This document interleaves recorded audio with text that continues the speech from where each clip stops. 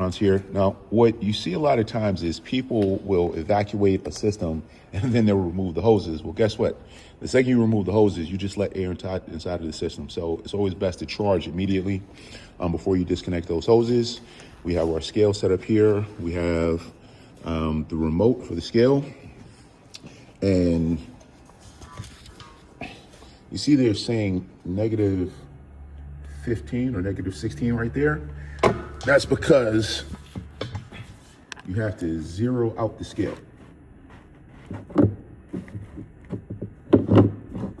And if you know how much you're trying to charge, let's say if this can has 20 pounds of refrigerant inside of it, instead of counting backwards, if I want to put in 2 pounds, I'd have to wait until it got to 18 pounds. This way, it shows a positive number, basically.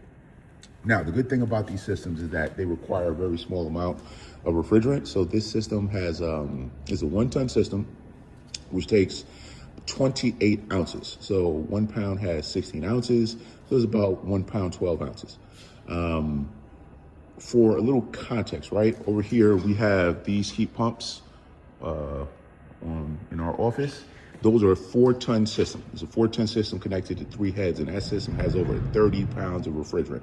So one of the things that I don't like about larger systems is they're using an excessive amount of refrigerant based upon what is actually required for the load. And the reason why they do that is a system like that could have the indoor heads over 100 feet away or more away from the outdoor unit, and they need to have that extra refrigerant to pump it around.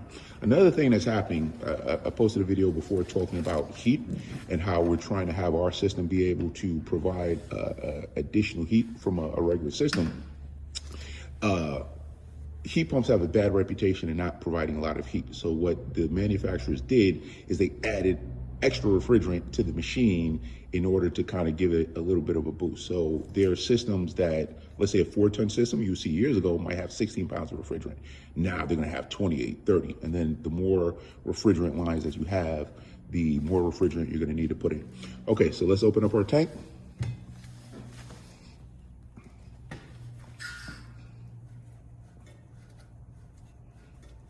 Okay. Now, this particular system uses R410A, which is a blend. That's the reason why you have to flip the can upside down. With older refrigerants like a R22, they were single component refrigerants, so you didn't need to flip it upside down. They're great to work with. Now, with the blend, if we flip this can upwards and we sent the refrigerant out, the 2 parts of the blend would actually separate and it wouldn't be good. Okay.